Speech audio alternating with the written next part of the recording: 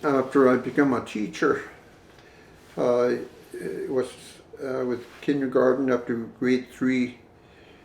In grade 3, I was just sort of subject teacher. Some days I have my own like full kindergarten class. I did that for 5, 6, 7, 8 years in Lafayette. And also, I was really interested in to hear more, see more, and do more in Inuit language and culture and drumming and more Inuitness in the school. We all know back then the only time parents are in the school when they are invited because their child did something, which usually is something happened. That's the only time many parents go to school. And I want to work towards that so parents can feel welcome in the school. Because if you invite them, they happily come. Not to that distant building, which is right downtown. I'm at their neighbors. I did that slowly with my wife. A bit more drumming in my classroom, then more culture in my classroom, next room, next class. I mean, it's sort of, I wasn't alone doing it. I talked to Inuit teachers many times to do more what I had in mind. They came on board and helped. And pretty soon the whole school have annual culture day, which is all Inuit stuff inside the classroom, outside the classroom, I mean for a full day. And that become an annual thing. And I want to see more. There are no Inuktitut materials. So what for tomorrow, I have to translate them after school, alone, or sometimes other classroom assistants start to get interested, and they also want to do things for their Inuktitut class, and it was momentum was building, more Inuktitut voice, that kind of stuff. So, and since that was going good, and I was interested in administration, maybe assistant principal. That way I can do more of this, more with voice. So I applied and got the position half-time principal, half-time teacher. That way I've become a good liaison for the community and school. You see more parents. I want to see them. One of the invitation to the elders, I think it was on a culture day. And I remember that they came and they were sitting in a big circle like this, all chatting, and you know, elders get together, they chat, and when they get together, they start smoking. And one of them pulled out a cigarette. In school, they were sitting in a big circle. It's no, it's just like she's at home. Other teachers notice right away. So I don't know who passed the ashtray instead of stopping past the ashtray. And then the elders start to smoke in school. I have the picture to prove it. And it was okay for a day. And that was a real opener. And from there, half-time teacher, and I tried to build Inuit culture room. I asked advisory board if you could spare a bit of money for school to buy little drum kayak and all hand games and stuff there. I think they gave me $1,000 or $1,500, and I ran back and got an elder to make a little drum, little kayak, and little hand things that he made lots. Yeah, and these become hot items at the culture room for other Inuit to use. And little drums he made from Arctic willow. And that was the start of building something in the school. And more voice for the Inuit, more of this and more of that. And I wasn't even sure of our collective agreement as a teacher. I didn't look at it until 2, 3, 5, 10 years later that there's rules to be a teacher. And I come across very good principles that I learned lots, and there are a few that are a piece of work. And there's few things that I learned lots from, but there's also a few who are just there to change things, not thinking about the community, not thinking about the Inuit personnel. Those moments I find hard to adjust, become like that. And I always told myself, I can take so much, but I will try to change something. And I was more getting into change things, more community-oriented school kind of environment, me leaving towards that. And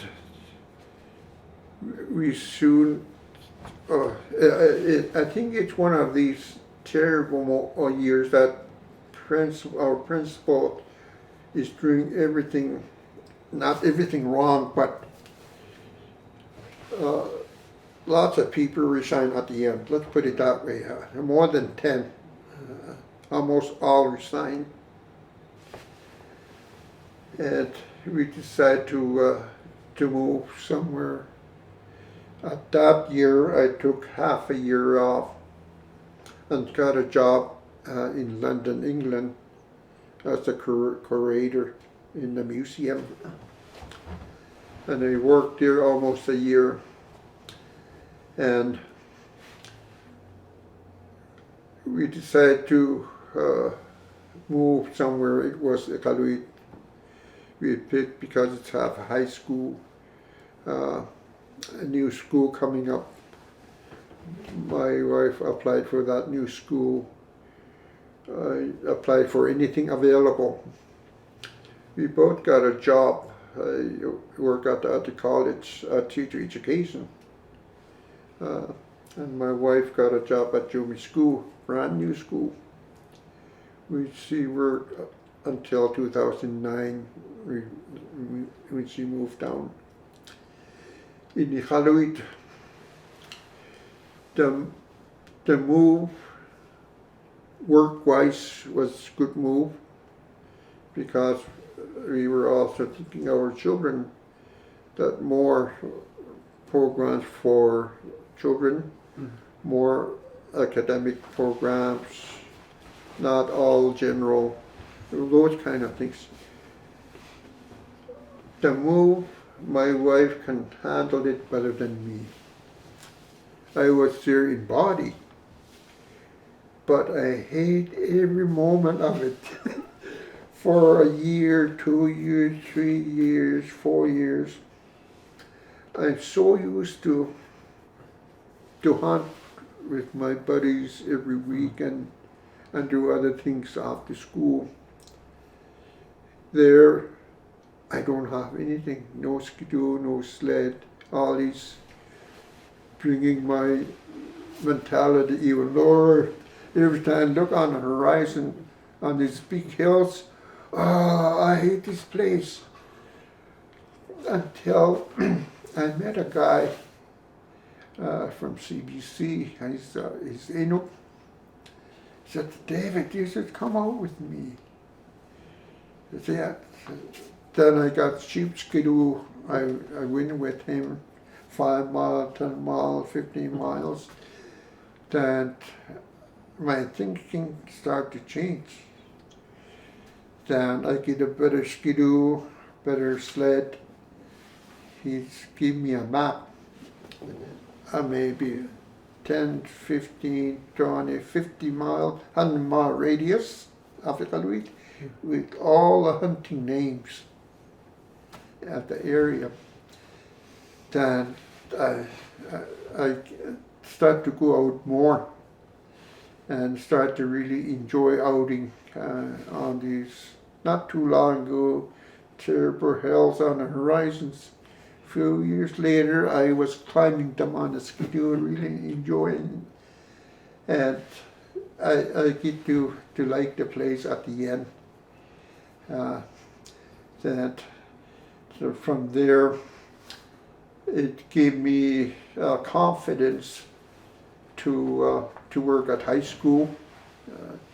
Not very many Inuit work at the high school, but it was terrible because no resources. And at the time, even the staff, the Inuit classrooms, they all run down. They just sew, they color, I mean, nothing serious. Maybe I want to change or challenge that. It was hardest time of my teaching career, working at high school. These unhelpful staff members. And kids are used to doing nothing. When I start doing structural work, some find it amusing. Some say they just, let's refuse to work because they're used to that. And after structural work and also reading simple Inuit poetry or stories, some thought it was God-given. Those I really enjoyed. The staff, I remember doing a little survey in my Inuit class, and my class sent questions to each member of the staff. One applied, really helpful. One is so opposite. He sent the envelope back saying, my name doesn't spell like this. I mean, those kind of things. But here's something very funny. I went to the office. Nobody noticed me. Principal was writing something I got closer. He didn't notice. And I got closer to him, tried to notice me. Nothing. And I whispered,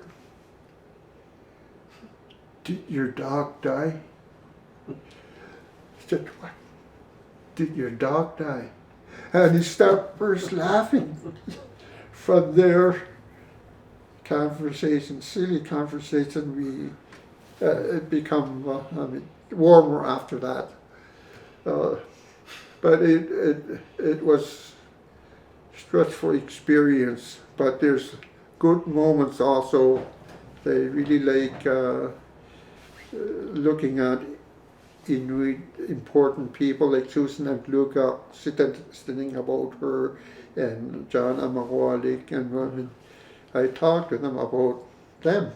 And we thought, you can become like them too. The best part of it, Susan and Luca, at the beginning of her career, she stopped by at high school and play a tune or talk to my Inuit teacher class. That was real something. I never forget that. And the kids too. So things like that. And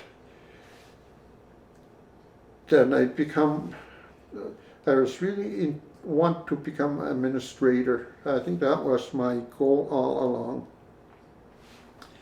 And a chance came late 1998-99. Then principalship was open at Jomi School where my wife worked. I don't think I even consulted her that I applied. And I applied with reservations. I also know Inuit can be a wicked place for any teacher, especially some Inuit. So I got interviewed, and right away I sensed it's going to be a rough ride. There's one positive on the hiring committee, which he think I might be just the one. And there's also another one that I don't think so. I don't think David is the one. Those kind of things when you hear. Okay, sample. What would you do in situations? Give me a hard time. And I try my best to put a point or two. Then at the end, I got a job. And there, I said, holy smokes. What am I going to do? I have the whole school now. He said, I don't know. So I remember helpful principals in my Ahiarmiut days, Art College days. They were very positive. But now I'm principal, and the school is staffed by less Inuit and more less Inuit. Those things give me a nightmare. And I said, I should look back at my upbringing or how Inuit do things in a small group, big crowd, upbringing kids. Maybe I should look at that. That way, it's like two worlds here. And it worked for me. It saved my day, saved my year. And I do Inuki things, not by ordering everyone, by demonstrating. Good example is bringing a fox or ptarmigan or seal donated by a parent or goose, and I would have it in the front entrance. all the kids, Inuit and non-Inuit, they would say, oh, so silly. He won't even look and detour what's in there. Even few staff like, oh, David, what are you trying to do? What are you trying to prove? I didn't say anything, of course, although I wanted to, and that didn't stop me.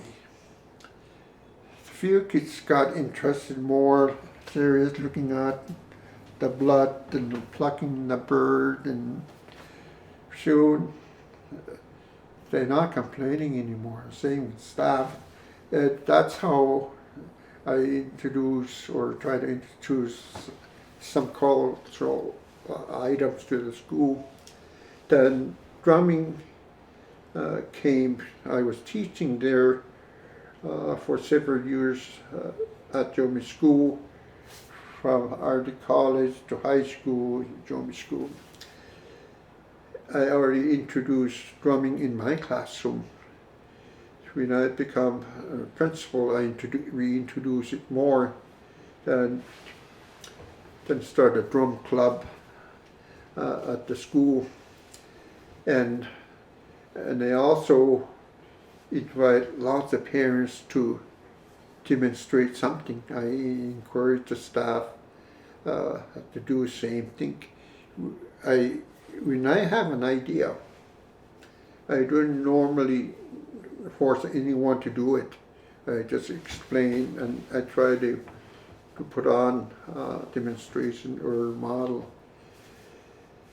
Then people respond positively. Then I look at their strong areas where they're good at, build on that, and they become part of the school movement, do my ship kind of thing. That way I capitalize on their things, what they like to do, focus on that.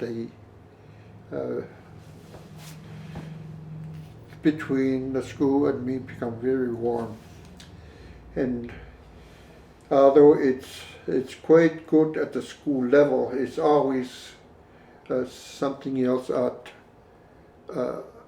the board office or district education, which are, in my own terms, never friendly. And I finally realize, although at the head office like to see more Inuit in principal positions, I said earlier, Inuit can't be wicked, and it was wicked for me when it's come to working with district education bodies. That's where I become just. Then when it's come to renew my contract, they always say maybe one more year. Well, they give an Inuit fancy 3 years, 5-year contract, maybe 1 year for David, year by year kind of thing. That I realize it's going to be on forever. Then I start to look at my own exit, 30 plus years already. That if I gonna go, I go my way. Then I start planning my exit with the blessing of my wife. Then the retirement came. Then here I am.